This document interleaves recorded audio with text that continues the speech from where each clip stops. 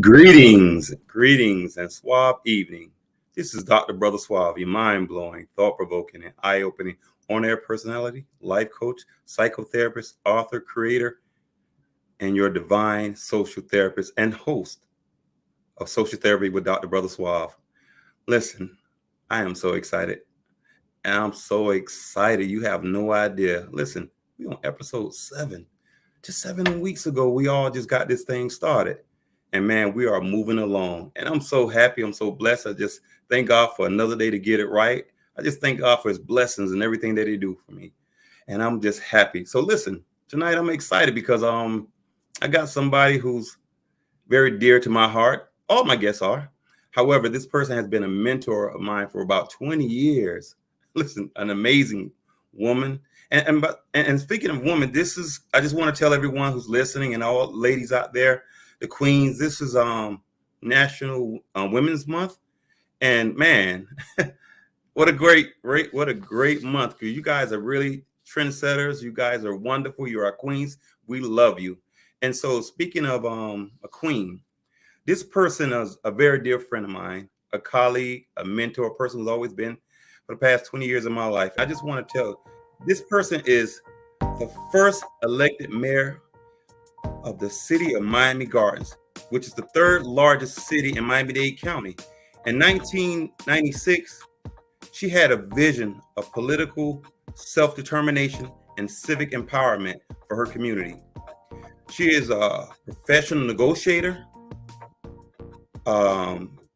She's always about collaboration and have this collaborative approach about incorporating diversity, amongst other things. She's the founder, you hear me, the founder of the national and international jazz in the gardens. Y'all, I hope y'all enjoyed it this past weekend, but because her vision, we wouldn't even have a jazz in the garden. As far as I'm concerned, that's just as big as Essence Music Fest, because her vision provided us with that level of entertainment. And so, but also she earned her bachelor's in arts and criminal justice, a master's in pastoral ministry, has an honorary PhD in sacred theology. She is a retired 16-year veteran of the Miami-Dade Police Department. Lastly, an established consultant of her own consulting firm called Worldwide Systems Groups. So as far as I'm concerned, she's my mayor, and she's your former mayor, but she's my forever mayor. So without further ado, I just want to welcome the wonderful, the brilliant, the visionary Mayor Shirley Gibson. Thank you, Dr. Brother Suave. How are you? I am doing suave-rific. I like that. So that's happy. I like that. So listen, thank you for honoring us, me, with your presence, Mayor. Listen, I said a little things, I read a little things about you, but listen, I just want to shut up for right now and give you the floor to just tell people a little bit about yourself, man. I'm awed right now. Thank you. Well, I am I'm a Southern girl.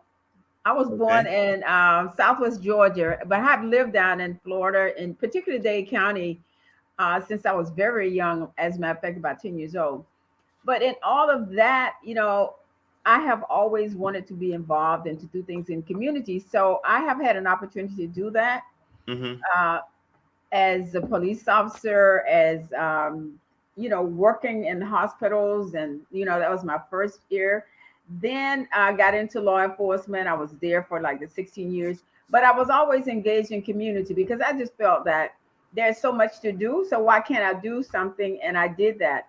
And then I really got into the politics. And, I've been with you all along the roads, politics, police work, you name it. And, I became the mayor. I was the founding chair of the Incorporation for Miami Gardens.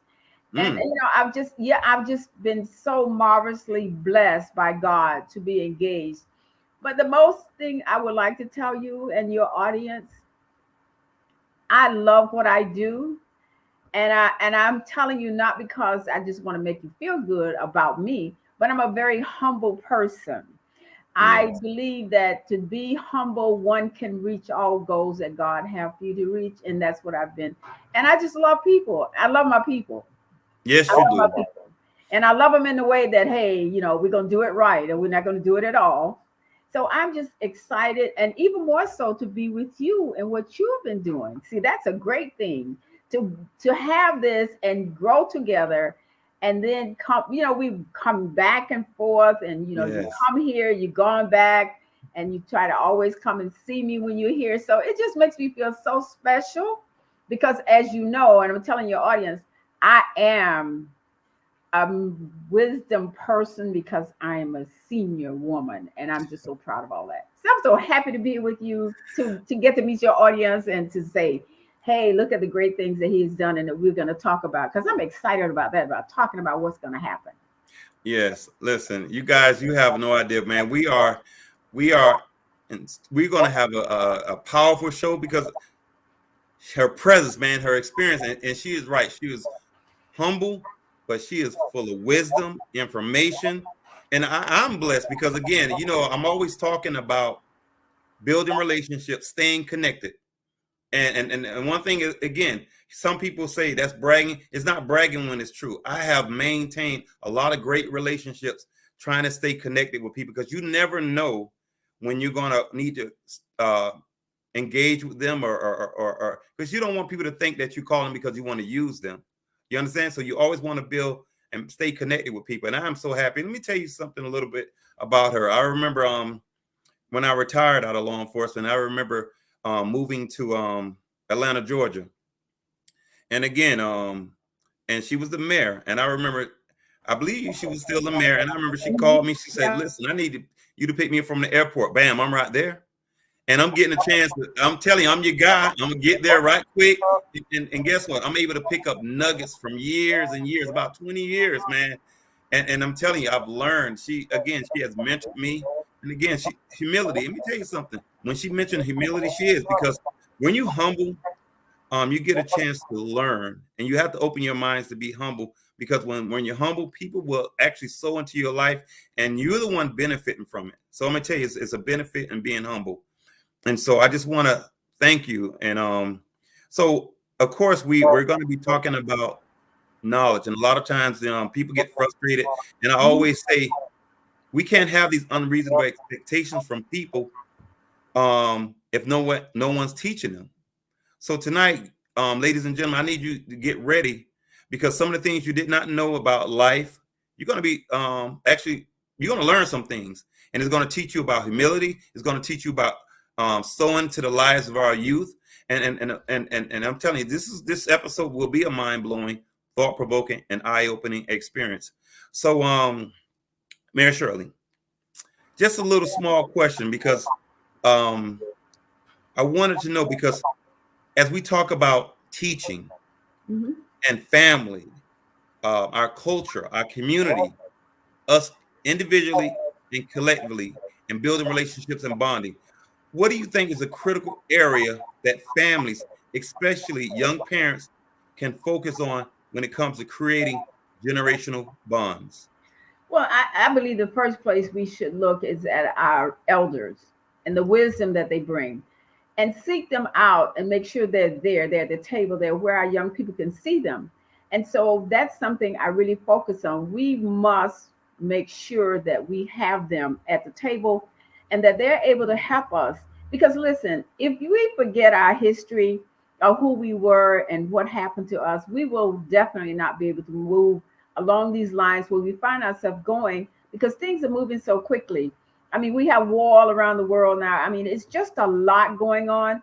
But if we bring our humble people of our elders, and the reason I say this, I told my granddaughter, she's 10, and she's very smart, brilliant. She can do all the computers and everything with me. And she said, I said, you're very smart. And I said, you're such a smart girl. And then that sometimes she says something, I said, well, listen, let me tell you something. You may be smarter than I am with the computer, but you are Mhm. not smarter than I am, because I have more wisdom. I'm the wisdom person. And you can't be smarter than me because you have not lived as long as I have. And living brings wisdom. Nothing beats that. Absolutely. So we have to figure out a way and make sure that our young people have the essence of wisdom around them and with them so they will understand what happens. And that's why we have to have that wisdom with us with our young people and our young Yes. parents.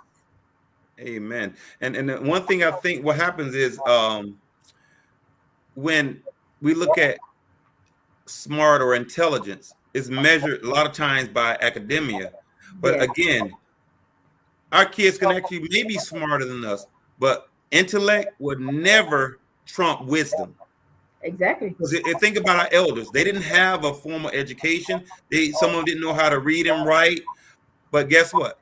Their vision opened the door for us. You understand? They didn't know how to read, but they had vision because they was wise. You Yes. understand? And they knew what was important. They knew how to speak. They knew how to hold back. Because think about it. Our elders opened the doors. And just to talk about this, like, for example, I think about when I started my law enforcement in the early 80s, mid 80s. Think about it. These people opened the doors for us. We didn't know anything about the discrimination. We didn't know about the hiring practice. But those elders who opened the door, look at the economics that Black folks had received in Dade County as a result of these people opening the doors. And it gave us a lot of economic security. And we're not honoring the elders. We just sitting there saying, oh, I got a job in law enforcement. But we all know fire, police, and correction has done great things for Black folks. And those departments had not even 1% Blacks. And you see where they're at now? Yes. And that's as a result of our elders. So you are absolutely right. We have to honor our elders, and I honor you. I mean, think about it. I mean, I always check on you, you know, and I appreciate it because I give honor to my elders, you know, and I always do. Any person, I could tell you, and again, I say it's not bragging when it's true, but when I die, the one thing people are going to say is that Dr. Brother Suave always checked on them. I didn't check on them because I wanted something. I checked on them because I honored you, I respected them, and I loved them. Yes. So man, so I appreciate you. You are on fire already. Thank you. Thank you so much. I'm just ecstatic to be here. I really am. You know, I'm like a little kid in town now, and going to the movie or something, or going to get candy. I'm very proud of you, number one, because to talk with you, to see you, and to have been with you all these years, it lets me know you understand your priorities. You know what's important. And you know you have to stay connected to your elders, and we have to stay connected to you because we lose you, I lose you, I'm losing something. You lose me, you're losing as well. Yes. So I want to stay engaged. That's why I love dealing with young people. I tell my friends, you know, and I said, listen, I have to deal with the young women, you know, because sometimes we might get a little bit too old. So I like to be in there. I like to get the energy from them. That's what it is, and chat with them and talk to them. And have them ask me questions. Absolutely. I love that. Yes. I want to give acknowledgement to Fred. Thank you for showing up. Brandy and Tracy, thank you, Queens. I appreciate you guys. So what we're going to do right now, we're going to go into a station identification, and we'll be right back. Okay.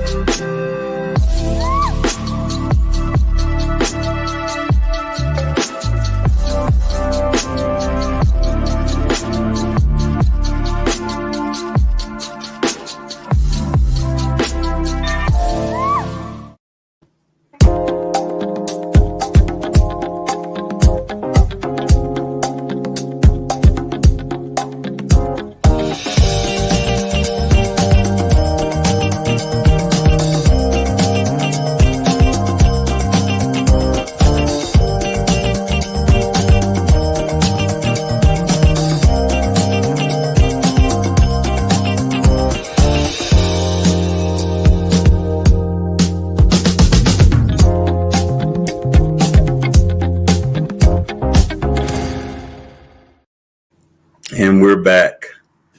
Listen, before we went on our station identification, we was talking about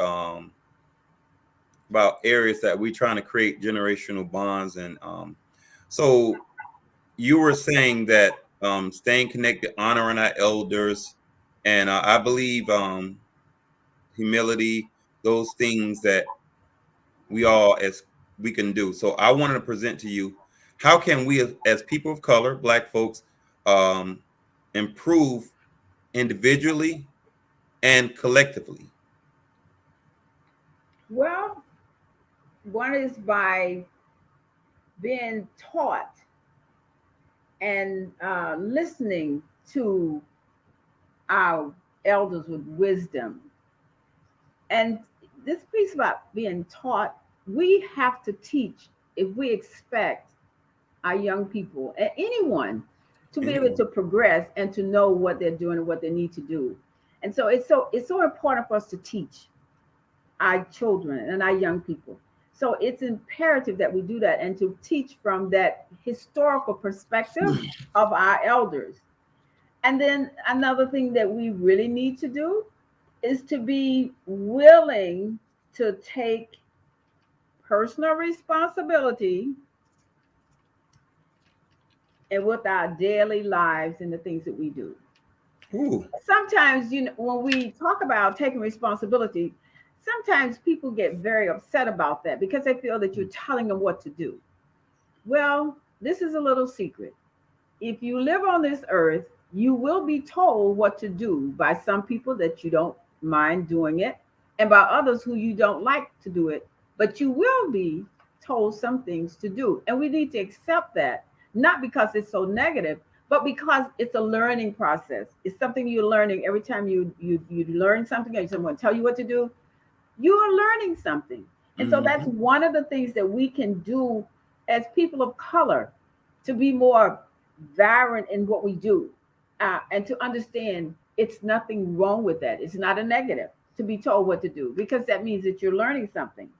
And then another thing is to hold one and another accountable. And I'm saying this in the way, accountability is every place. It's in every job you do. It's just every place. When I go to the doctor, I want that doctor to be very accountable, taking care of me. Yes. You don't want to take that is you don't care about it. If you begin to care about it personally, you will have an expectation of all people that you come in contact with, that what it is that they're supposed to do or should be doing, you have an expectation that you will also tell them that's your expectation. It is nothing wrong with letting people know what you want and what you need. Absolutely. So I feel that it's just those things that and it's personal. It is about your personal conversations, your personal goals, where you want to go, what you want to do. And if we could do, about three of those things, we would be, I think, in a much better situation of understanding how we climb these mountains that we have to climb, and why it is going to be tough sometimes. But that's life. So if we could do those three things and expand them, and how we mentor and how we do all the things we do, how we love each other, how we live in community together, things would change in a mindset because we are all contributing to our own well-being. Absolutely. And again, you're on point, because again, learning, being humble, and learning from my elders. I'm just going to tell you, I've been blessed to have so many mentors. And a lot of times people say, I mean, you've been knowing me, a frat, people know, they always say, heck, you think you know so much. Do you know I learned from my elders? And that's what gives me all this knowledge and information. I'm not going to ever give myself credit. It may appear that I'm talking like I know, because I listen to elders. I go them for wise counsel.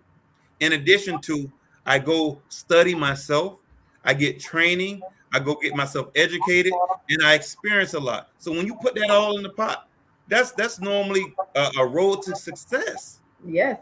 And people don't understand it. I put in the work. And so so again, having the willingness to take personal responsibilities. One of the things that I see people struggle with when they don't know something, and then they get constructive correction with constructive criticism. Yes. And so instead of sitting there being humble to learn, they can sometimes listen and let the brain process. And this is sometimes people hurt themselves. And again, when you're talking about taking personal responsibility and taking being accountable, Mm-hmm. when people are telling you something, trust, ladies and gentlemen, they're not saying anything to hurt you. They're actually saying something to help you. You just don't understand it. And so when people are saying something, please don't look at it as an attack on your character or attack on your personality or attack towards you. Keep a positive mindset and realize they're seeing something that you may not see, Mm-hmm. and they're addressing it. And an example is, see, right now we can see each other, but guess what? Because we're looking into a camera. But Yes. if we didn't have a camera, guess what? I can't see my nose, some ketchup on it, but you can see it. Yes. And you can't see your nose, but some ketchup on it. So we have to sometimes appreciate the person can see something that may making us look bad, assassinate our own character, or making a horrible mistake. Mm-hmm. And so when they see something, they're just trying to help us along the way, something that we cannot see. So we have to be humble. Listen, we have to be really humble. And so when you was mentioning this about how can we improve, and so about being taught, Mm-hmm. because I believe you never too old to learn. So do you believe age is a factor? I'm sorry. What did Do you you say? believe age is a factor when it comes to the learning? Yes, but it's a good thing. It is. Yes, I do. I do believe that. But when we learn, learning doesn't age us or anything. But we are able to, I think we're able to really kind of go back and hold on a little bit longer to things that we do and things that we know and where we want to be. um and so knowledge, looking at knowledge in that way, I'm just always just in awe of how we can do that and how we should be doing it even more than we're doing it in these days and times that we're doing it. I just me I've learned that I have done so much over the years because of learning from someone else. Mm-hmm, mm-hmm. I've never not learned from anyone. I have people say, well, how did you do that? I say, well, I realize, this is a key to me. Mm-hmm. Everyone realizes what they do not know.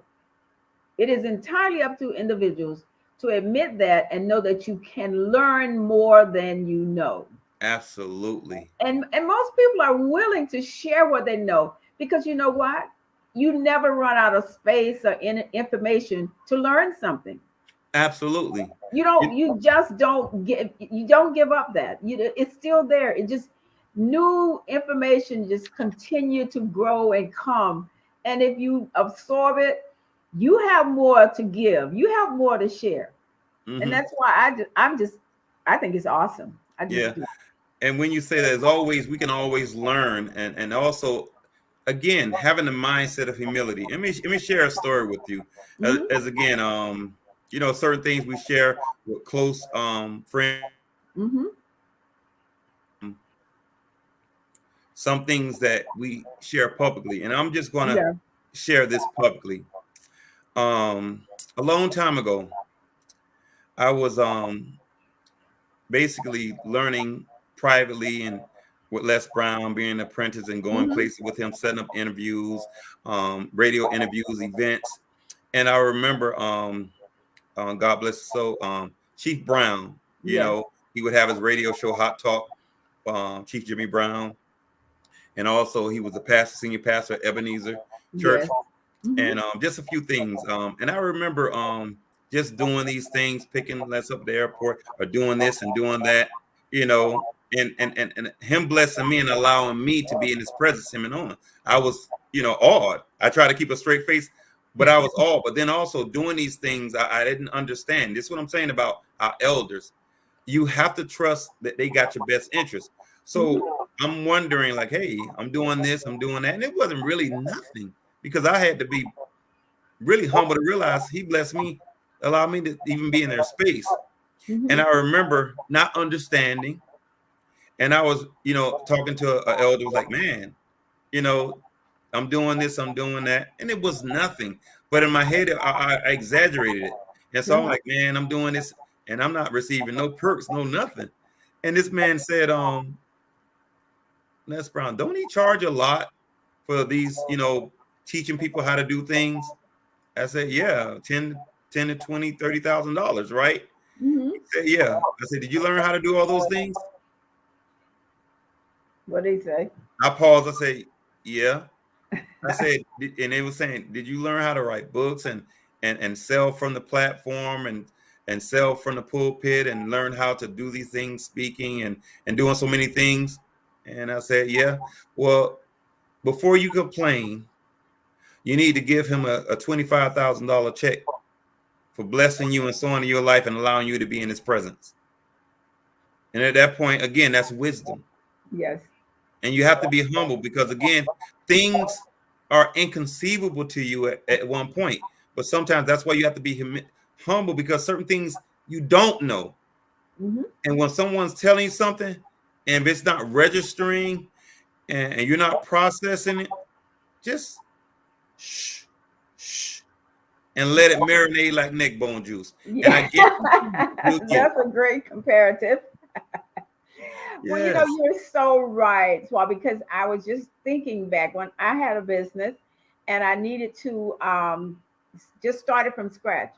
I needed the shelving, I needed everything, and I didn't know how to do that. I went to this guy, a white guy, had the business over in really like little Haiti now. Okay. And I went to him and I told him what I wanted to do. And I said, I would like to know if you will help me. I said, because I don't know how to do this, but I know I need this, but I don't know how to do it. Will you help me? This guy said to me, he says, you know what? He said, I'm going to help you. And I'm going to tell you why. He said, because you came in here and you told me you did not know how to do this. He said, if you had come in here and start speaking to me as if you knew what you were doing, he said, I never would have Mm, helped you. He said, because if someone is doing this is their profession, they know what they're doing, you can't come in here and play with them like you know when you don't know. And people will help you when you're honest about what you don't know. That guy laid out all my shelving, everything in the store, told me how much space I needed, where I needed to put everything. And he never charged me a penny. As a matter of fact, he came all the way north to look at the space that I had leased and told me exactly how to do it, told me where to go buy everything. And it's true. I think if people would realize that most people want to help you. yes. They really do want to help you. But you can't try to make them think you know more than they do when they've been doing this business for years. It's disrespectful to try to fool someone and to think you have knowledge that you do not have. Yes. And I did learn that just by Les telling me. He says proximity breeds contentment and complacent. So what happens is when they're familiar with you, Hmm. sometimes they take your information, your expertise for granted. Yes, And so what happens is this is what I keep bringing up: humility. When you humble, people have more compassion they and they do. willing That's to go true. above and beyond.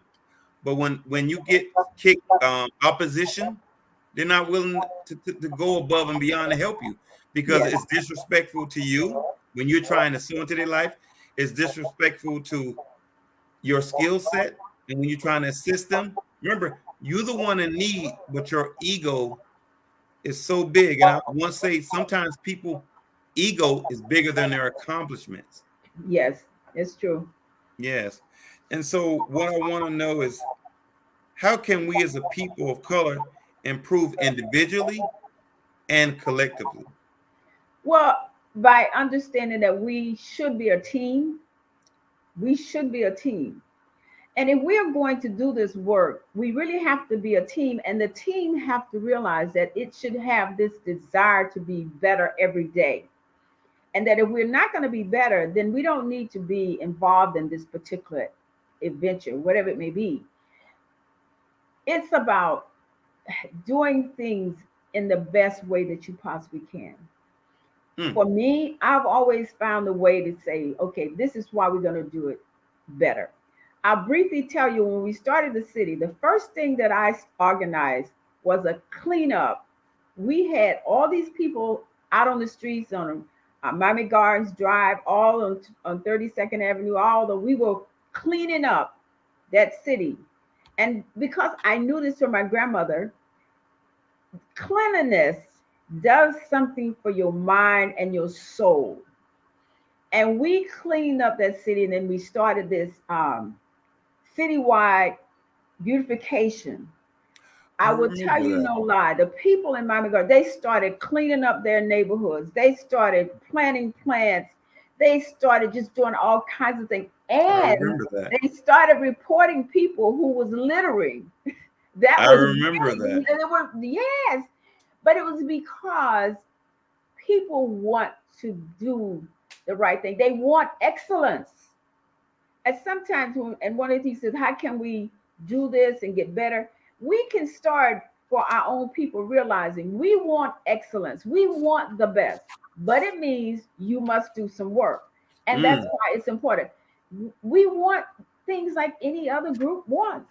And so we have to be about the business of doing it and be a group together to say, we are going to do this. Even if two people in here doesn't want to do it, we're going to do it. And then we're going to show you what it looks like and what it feels like once you do it. And once that happens, no one can take them back. Mm. Yes, and this is the thing to say. If we want excellent, it takes work. And so Work. one thing I say, I'm the coach that's just trying to empower from a social, spiritual, and clinical perspective. So again, socially, if we're striving for excellence, we got to do things from that social perspective and trying to clean up our community. But Yes, then we have to be clinically aware that if we're going to reach that level, we have to be in the right mindset to go to mhm, that next level. And then spiritually, we know cleanliness is close to godliness. So again, exactly. so And we have to be yes, mindful. And the thing is, people think that you can reach these high levels of success without putting work in, you know, and it takes work. And so you're right, because if we want excellence, and again, we want to say we're excellent, but it's just not words, it's actions. Just like faith that's without right. works is dead. You Yes, have to create a balance. yes, You don't just sit there and say, I'm going to do this and don't do it. And again, I guess this is um, thinking about Les and how he inspired me. And I just think about mhm, when he used to always say, you don't have to be great to get started, but you have to exactly. start to become great. And that Mhm, inspired me to come up with my own Suave philosophy. And it says, potential without initiative is nothing but a conversation with yourself and others and doing absolutely nothing. So if you got exactly. the potential, you got to take the initiative to do it. And your vision and that initiative, I remember that. I Mhm, remember when people start, you remember how people used to park cars? It was no yes, more cars in no, front of people. And guess what? Let me tell you something. Thank you. Because you remember how in the 70s and the 80s, we used to see dead dogs on the road, dead dogs walking, yes, people yes, walking with sticks that was afraid. yeah, And now I think about it. We didn't see any more dogs on the street. no, Thank you. Because, it was like, when you see, like, wait a minute, I'm not seeing stray dogs anymore. exactly. I'm not seeing cars parked in front of people's yard forever anymore. I'm Yeah, not seeing trash anywhere. And that initiative really did a lot. And again, it improved and brought so much economics into our community. exactly. It really did. And because some little basic things, and when we don't know, we don't know, but we should be willing to, when sometimes things are presented to you, don't be so eager to say, I don't want to do that. That doesn't work for me. Because I remember we had to talk, teach. If you plant shrubbery and nice trees, it changes the value of your property. Your property Yes, value changes. So you have now made another investment in your home. And so you have to teach. And just as we're talking about, how do we really do this? It has to be this educational component. We have to learn from each other, the elders and everyone. We have to do that so that we can see the benefit of what we are talking about, where we are trying to go. And then we start to feel better about ourselves. absolutely. And that's the key. When you start to feel better about yourself, there's nothing you can't do. Absolutely. It is great. And so here at Neighborhood Planet, we all about encouraging, empowering, enlightening, and educating. So again, right now we're getting ready to go into a quick commercial break, and we'll be right back.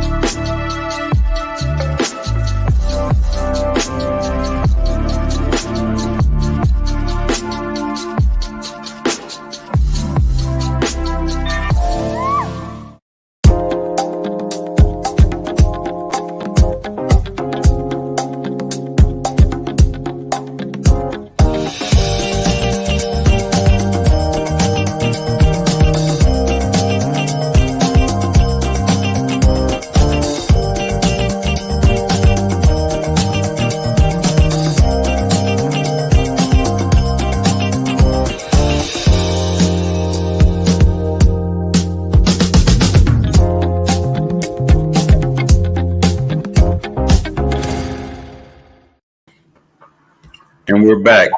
Listen, thank you for everything. Listen, I'm going to step it up a little because again, you was talking about educating, empowering, encouraging, and so also we talked about personal responsibility. We talked about empowering people and our children, our community, and we never get too old to learn. Also, when people sow into our life, how we can benefit, but we benefit through humility and also by listening.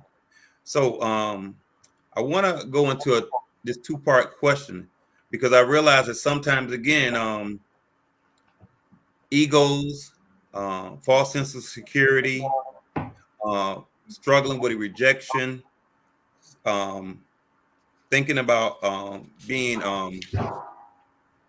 bullied, and all these things. I just want to ask a two-part question. Mm-hmm. And so the first part of this two-part question is, do you think sometimes giving our children um, saying yes to them too many times set them up for failure? I do. I Why? definitely do. Because hearing no and experiencing no Mm-hmm. gives us one of the greatest things that we can have in building our character of Mm. what we can have or what we cannot have. And when we don't give our children some no's in their life, they really don't know how to handle discouragement, things that happen. They need to know that as well as they know how things work when it's good. And so I truly believe in children should have some no. Mm-hmm. I remember, and I'm sure your mom and many listening to us tonight will know, our moms would say, our parents would say, no, you're not getting that. And we would say, well, why? And they said, because I said no. They didn't go into all this explaining, well, I don't have the money. They just said, because I said no. To link that together, I said no. That's the authority of the parent and the fact that they made a decision of not saying yes.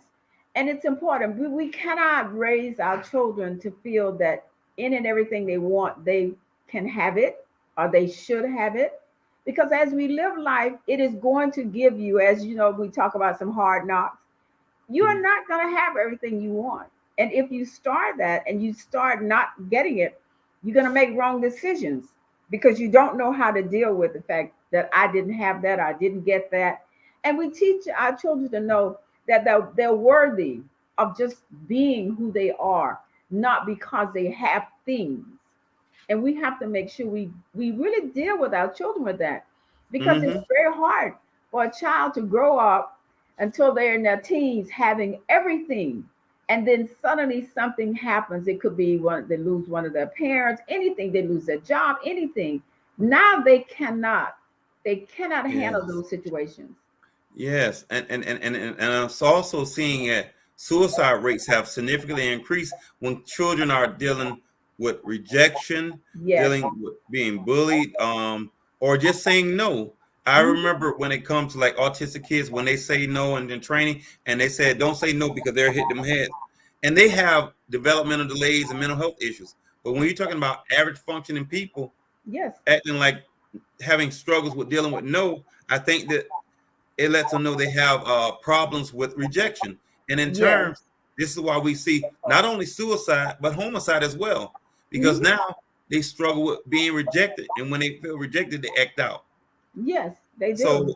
and I see what you're saying. So when we don't teach them, and again, we're talking about teach because we can't blame children and people for what they don't know. Yes. So it's our duties as parents and as a community and as leaders to inform people and teach people and empower people. And Yes. I thank you because it was a two-part question, but you actually basically answered it. So this leads me to my next question. So, and I did mention bullying, so that triggered me Yes. to the question. So, what is a present-day bully, and where do they reside? Where are they? Well, You know? present day bullies are in places where many of us don't think they are. And bullies is different in how people view them, from a bully to a snitch. Okay. Do Yeah, it. it's Do tell. Do yeah, tell. yeah, it's a difference. And we tend to say a snitch. Other folks say bully. The bullies live in the very best, nice places. They go there and everywhere. They have good jobs. They have all these things. And those are mainly, you'll see them as bullies. And what they do, how they do it.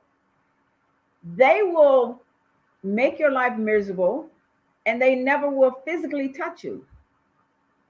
They won't touch you. They don't have to, because they may be having some situation with your job. They don't have to physically touch you to be a bully in that job with you. Mm-hmm. They don't have to be a bully when it comes to, let's say, you go to buy a new car and you don't get the right deal that you should get, that other people get. That's bullying you with your money and your resources. They never have to touch you, but you're miserable in your life because they're making your life uncomfortable. It can be in anything. It buying a house, anything. You will find going to college where you don't get the things that you should get, that other children or other students get. You don't get it. That's a bully, because they're Mm-hmm. taking advantage of you and your life and what you're doing, but they never physically touch you. Then you could say, well, what about the snitch? Okay, it might be. It doesn't necessarily mean that that's all we snitch and do something to physically harm someone, but it can be. And there's this thing in the groups where bullies, they very rarely tell about what has happened. They'll see it happening and they won't say one word, but they will act on it in the way they handle situations, but they won't say anything. This like we have this thing. It's kind of community wide, worldwide. We Mm-hmm. see things happening to different people, and we will not say one word. We will just let it happen.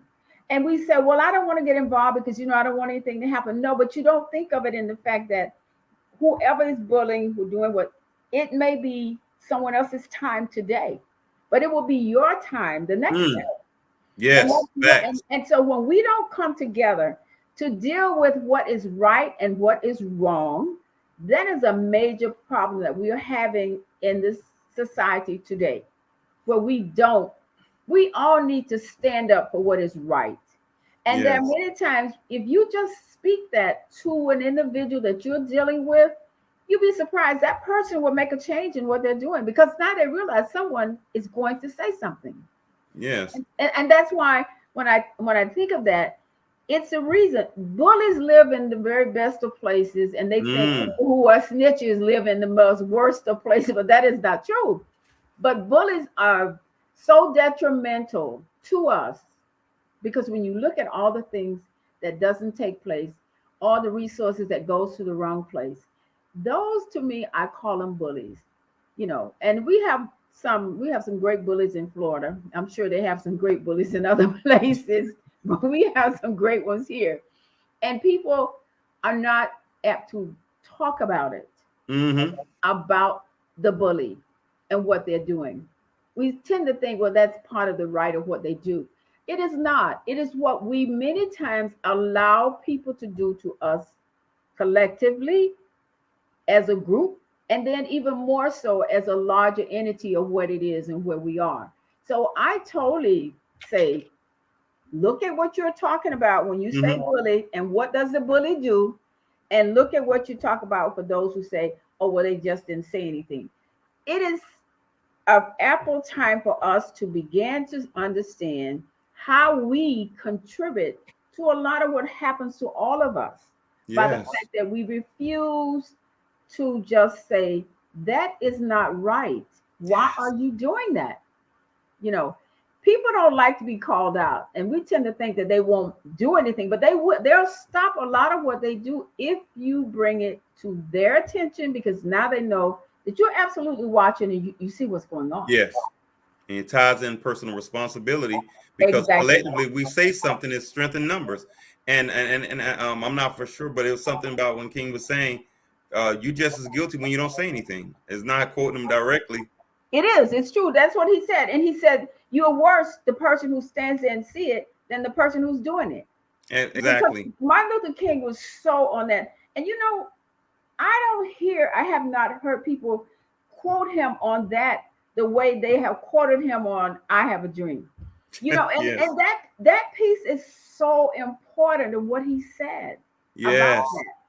It is Absolutely. It so is. important. But people tend to think about the more grandeur of it and not that. But I have that taped in one of my books because I look at it from the time, and you know what it has done for me over the years? It What has has it caused done? me to stand up when no one else will. Yeah. I was just, no, you can't do that. We're not gonna do that. Okay. And now I got a question, and I Yes. don't want you to feel uncomfortable, Mm-hmm. but how I am in public is how I'm in private. So anybody know me. I'm not this person who's just gonna sit there. How I'm in private is Mm-hmm. how I'm in public. So I got a question Yes. because I know that I don't want you to feel uncomfortable, but I have to ask a question because I'm gonna always speak my truth. Yes. Um, Now I know you was former mayor. I know you are very influential in our community. But when you educated me just now, because I always consistently perceive bullying from a total different perspective.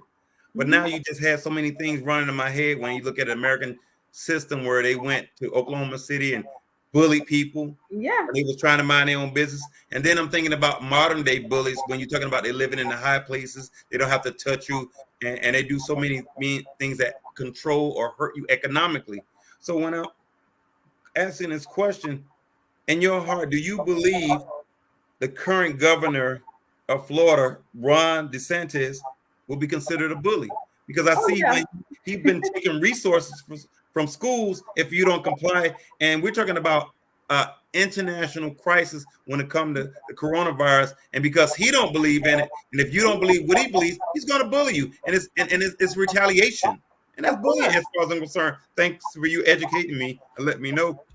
But it's true. That's why, sometimes if I have this thing of knowledge and reading and trying to understand and looking at the bigger picture of it, I will talk to people about it. I said, look, did you ever think of this in that manner? And many times they said, no, I never thought of it that way. Because if you don't expand your thinking, you miss so much that's there right in your face that Yes, you don't figure out a way how you need to address it. And so I always would look at it in a different way, because there's more than one way to look at it. But yes, the governor he's some bully, let me tell you. And he bullies in the way that it will hurt you physically, mentally, in all ways because of what he takes. He takes a lot. He takes a yes. lot. You don't want us to, Corona, you don't want us to wear masks. You don't want us to protect ourselves. But you tell me you're doing it for me. No, you're not. Yes, and that's right. So when we was talking about snitching and not saying anything and doing our moral letting our morals and our conscience guide us, and so now that makes me think about how the difference in certain communities and cultures and races.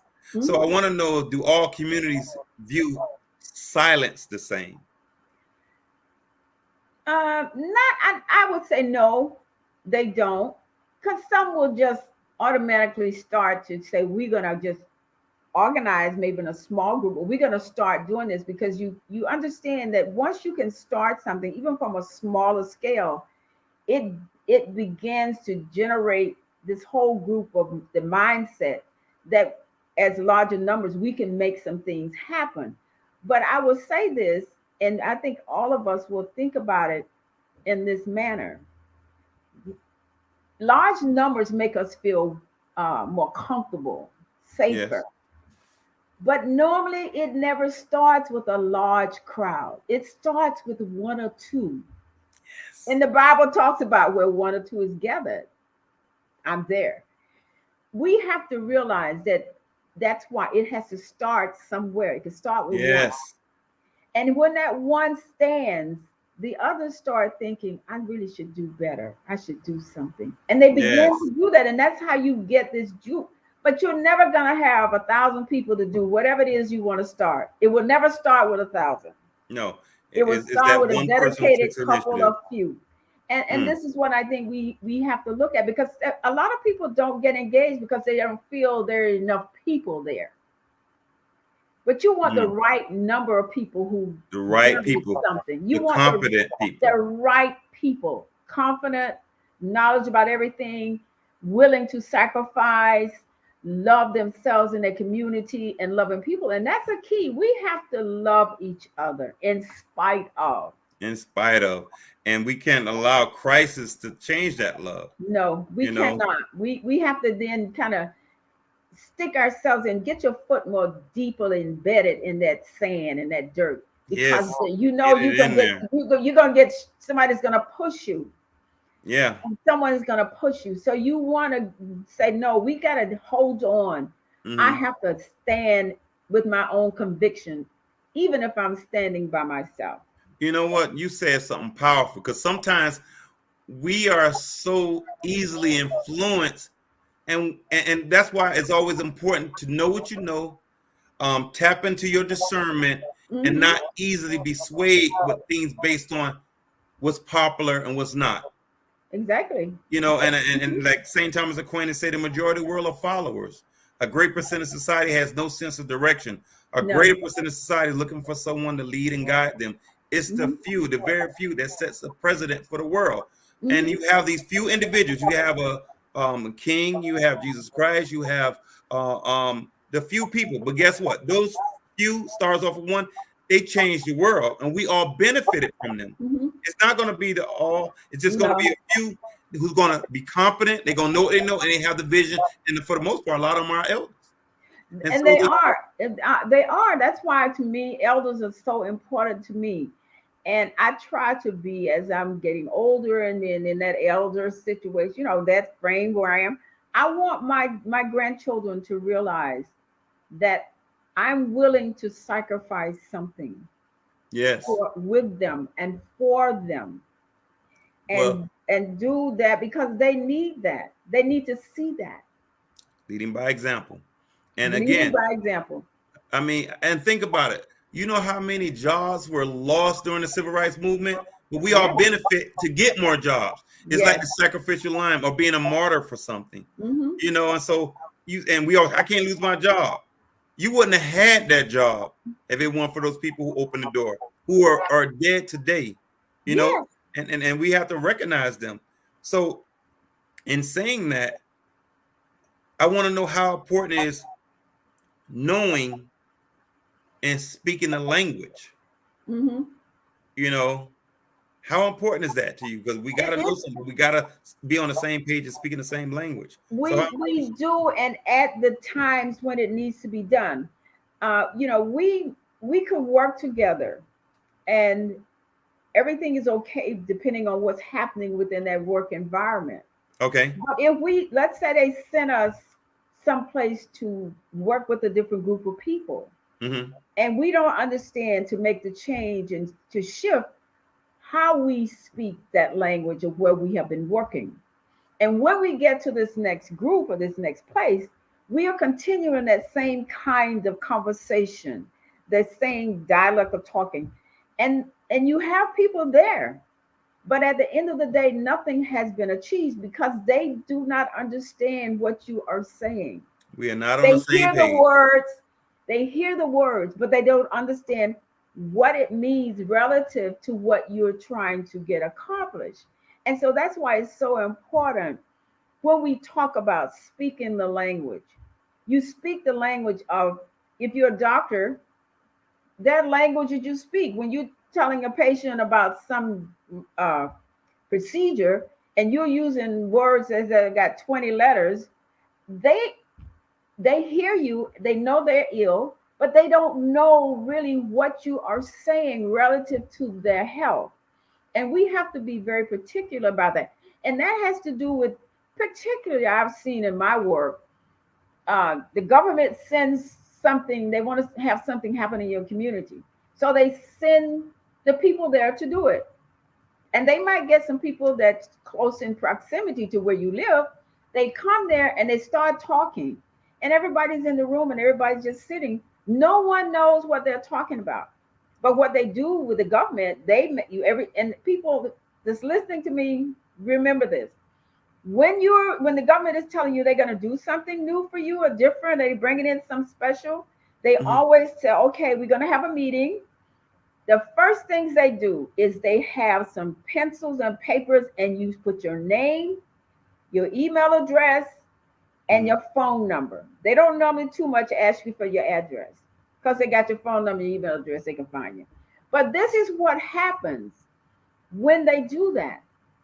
That is getting all your information to tell someone that we went to this neighborhood or we went here and we discussed all of these plans with these people, and the people learn nothing, but they have the numbers and say, yeah, they were there, we touched 150 people, and no one really learned anything. The people who knew were the people who came there, and we were so embarrassed. We don't tell them, I don't understand anything you said, what are you talking about? So I don't mean to change subjects, Yeah. but that is a prime example that's been going on throughout the history of voting. Because Yes. I think myself fairly educated, and I have never voted and understood completely what those bills mean or the Yes. voting. And Mhm. I can imagine because they got the numbers in voting, Mhm. but I don't think people really understand. I don't understand that stuff, They don't. People, it's too much information. You but know, it's complicated. when you're looking and when you now when you're voting by law, you can only have so many words on a ballot. But Oh, thank you. I didn't know that. yeah, you can only have so many words. That's why it's so much out there that people don't realize. So with you, if they tell you you can only have 75 words, and this is an issue that they're voting in Tallahassee or in DC or whatever, and then if you go see the item, it may be 150 pages that is relative More than to that those 75 words that you voted on, and you had no idea what it was. So yeah, later on, when we're having these discussions, people are upset later when what they thought they were getting, they did mhm. not get. But you voted for it, but you didn't ask them, what does that mean? What is that? You know what? Man, I don't know what to say because I just personally feel that episode 7 needs a part 2 because there's some things I need to ask, because even the question that I had to follow up, because again, communication and stuff like that, because It's voting and communication. Yeah, communication in terms of relationships, communication in yeah. terms of engagement, and communication when it comes to voting, because this is the stuff you telling me 75 words, but then you have a thing that has 150 pages. It could have 1,000 pages. It Yes. couldn't have 1,000 pages because that's Um. all of the essence of it to tell you how you do it, how you do this, how much it costs, where it comes. People, and then they're upset because they realize that they know nothing, but they don't address it with those individuals who come and ask for their vote. And then they angry with them later because they don't know and the people never told them. So you getting something that you really don't know what you're getting. And you're usually disappointed. Yeah. Well, I thank you tonight. Listen, if you guys interested in seeing, I told you, my mayor Shirley Gibson. You guys leave comments. Listen, be sure to share, man, to subscribe and like. Listen, I told you, it's just so much. You're gonna have to come back. You're gonna have to come back because Okay. again, this is information. I'm talking about. I mean, I'm blown away. And again, just to educate me on bullying. We have this subjective way of thinking about bullying, but bullying Yeah. is a lot. It's just like when we define racism. Thank God Yes. because those are people in power. So Mhm. listen, just before we close out, tell the people if they needed to contact you or they wanted to get some Yes. consulting from your consulting firm. Just tell them a little how they can Yes, contact well, you. I'm available. You can get in touch with me. I will give you my email address and I'll say it slowly because it's kind of long. It's miagdnswg@bellsouth.net. I have a very old name, long name that I keep. I still have Bell South. So you can always reach me on my email and I'll be more than happy to communicate with you and we can chat. And to even, just to say there's so much that we don't know. And once we learn these things, we can better manage our daily life, our community, our children, just everything about what we do. Because one of the things I want to really close by saying for everything in this country and around, and I'll make it a little bit more succinct. When I became a police officer many years ago, our statute book that is in Tallahassee, that printed in Tallahassee and it comes here, it was one book. When I left after the 16 years, we had three, and they were probably, I don't know, they were about three Like, inches thick. We had yes. three. Yeah, I And, remember. yeah, you remember the books, and, Yeah. and and in those books, believe me, you could find something that someone did wrong in those books. So you have to look at, and all those are to keep us in a place by saying, no matter what happens, you can be in violation of something when you continually make laws. Bullies. They are bullying, and they never touch you. Yes. So thank you so much. Again, we You have are to have so you come welcome. back. I thank you guys. So just thank you guys for showing up. And this has been episode 7 in closing. So this is Dr. Brother Suave signing out. Just remember, great minds reach great places. I love you. I mean you. Bye-bye.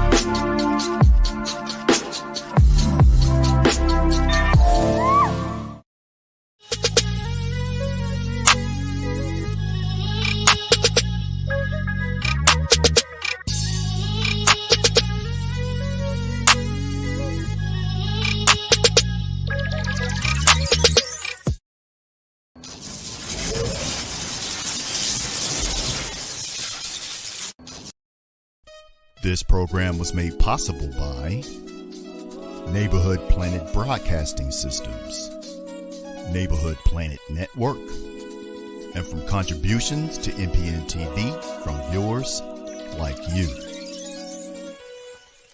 Thank you.